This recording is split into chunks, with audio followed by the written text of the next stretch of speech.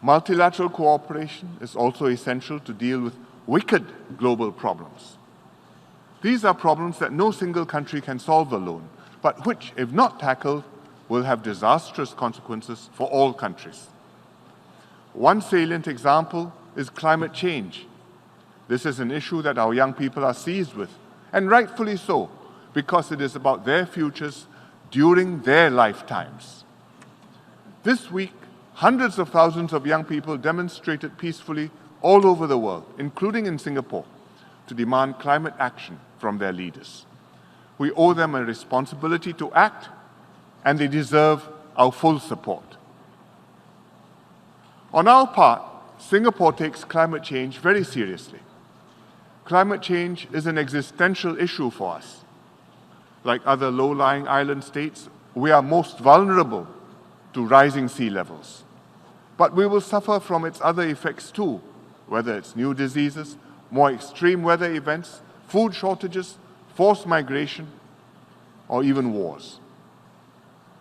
Being so small, Singapore contributes only 0.11% of global CO2 emissions. Furthermore, we are disadvantaged in alternative energy with limited sources of renewables other than solar energy. Nevertheless, we are committed to do our full share under the Paris Agreement to reduce emissions and mitigate global warming. We've implemented significant measures, including a carbon tax, which is the first in Southeast Asia, and which we apply economy-wide with no exemptions. We are working with the United Nations to offer technical assistance to other countries. We will collaborate with partners to improve our understanding of climate change and its impact through research and institutions like the Hsien Specialized Meteorological Center, which is based in Singapore. We will also contribute to efforts by international organizations such as the International Civil Aviation Organization and the International Maritime Organization to reduce emissions. In this regard, I'd like to commend the UN Secretary General for convening the Climate Action Summit this week. It was both timely and necessary. Most importantly, we have to inculcate in our populations the mindset that each one of us has a responsibility to live sustainably and in harmony with the environment.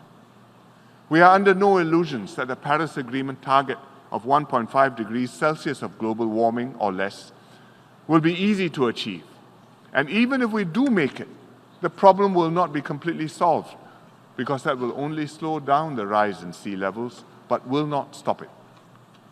But we must try our best, and over time, all countries will have to do more to mitigate climate change. At the same time, we must be serious about preparing early to adapt to climate change. Adaptation efforts will be costly, but they are an essential investment to protect not just our coastlines, but also our communities, our futures, and our very existence. It is the responsibility of our generation to leave future generations with a habitable planet, both through mitigation and adaptation.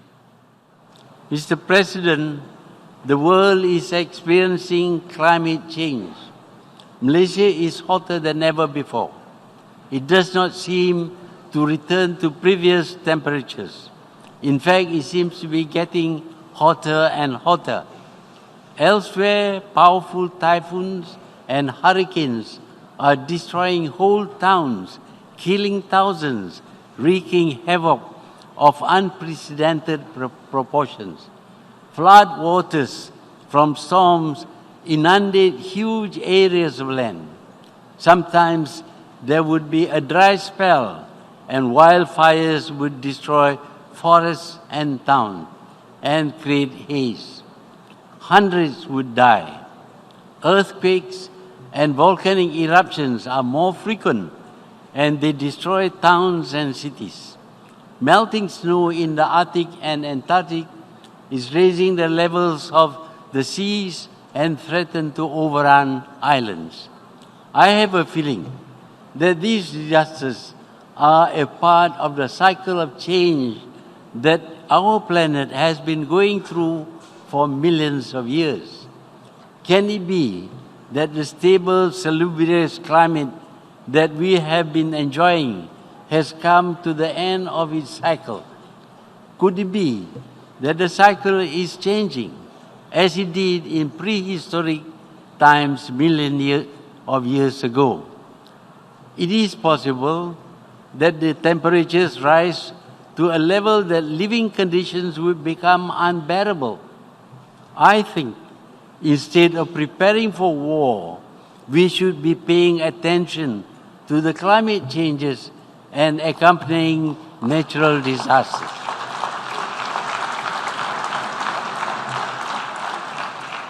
We should be preparing to combat climate change, to bring back the normal environment we had been used to over the last thousands of years. We should be preparing ourselves for major earthquakes, typhoons and hurricanes, floods and landslides, etc. We should learn how to mitigate these natural disasters. We should be constructing shelters, make rain and grow food without sunlight, evacuate the seasides, etc. We should have teams of well-equipped and trained disaster experts ready to rush to disaster areas. Every disaster is a world disaster. All these natural disasters may not happen, of course, but we cannot rely on that. We are wasting our money preparing for wars, inventing more new destructive weapons, when all of us may be wiped out by natural disasters as the planet goes through its next cycle. We, the human creatures, are clever. We can still survive the next cycle if we set our researchers to come up with defenses against catastrophes. We live in a strange world where the United Science tells us that we are about 11 years away from setting off an irreversible chain reaction way beyond human control that will probably be the end of our civilization as we know it. We live in a strange world where children must sacrifice their education in order to protest against the destruction of their future. Where the people who have contributed the least to this crisis are the ones who are going to be affected the most. Where politicians say it's too expensive to save the world while spending trillions of euros subsidizing fossil fuels. We live in a strange world where no one dares to look beyond our current political systems, even though it's clear that the answers we seek will not be found within the politics of today. Avoiding catastrophic climate breakdown is to do the seemingly impossible, and yet that is what we have to do. But here's the truth. We can't do it without you in the audience here tonight. People see you celebrities as gods. You influence billions of people. We need you. You can use your voice to raise awareness about this global crisis. You can help turn individuals into movements. You can help us wake up the leaders and let them know that our house is on fire. Entire ecosystems are collapsing. We are in the beginning of a mass extinction, and all you can talk about is money and fairy tales of eternal economic growth. How dare you!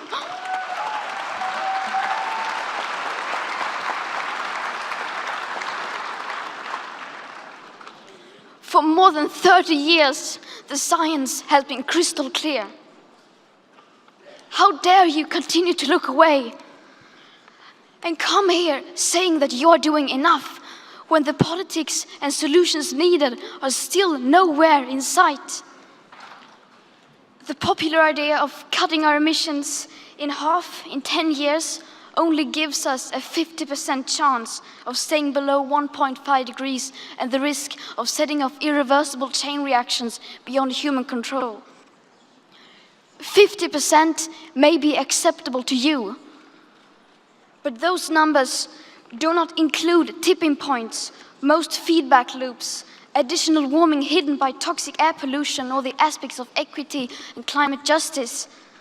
They also rely on my generation sucking hundreds of billions of tons of your CO2 out of the air with technologies that barely exist.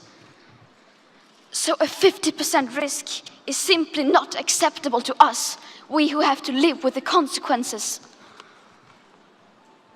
To have a 67% chance of staying below a 1.5 degrees of global temperature rise, the best odds given by the IPCC, the world had 420 gigatons of CO2 left to emit back on January 1st, 2018. Today, that figure is already down to less than 350 gigatons. How dare you pretend that this can be solved with just business as usual and some technical solutions? With today's emissions levels, that remaining CO2 budget will be entirely gone within less than 8.5 years. There will not be any solutions or plans presented in line with these figures here today, because these numbers are too uncomfortable and you are still not mature enough to tell it like it is. You are failing us, but the young people are starting to understand your betrayal. The eyes of all future generations are upon you. And if you choose to fail us, I say we will never forgive you.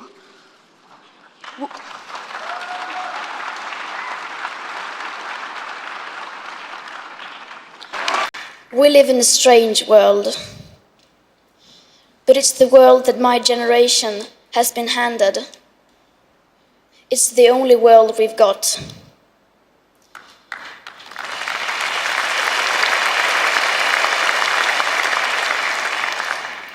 We are now standing at a crossroads in history. We are failing, but we have not yet failed. There is still time to fix this. We will not let you get away with this. Right here, right now, is where we draw the line. The world is waking up, and change is coming whether you like it or not. Thank you.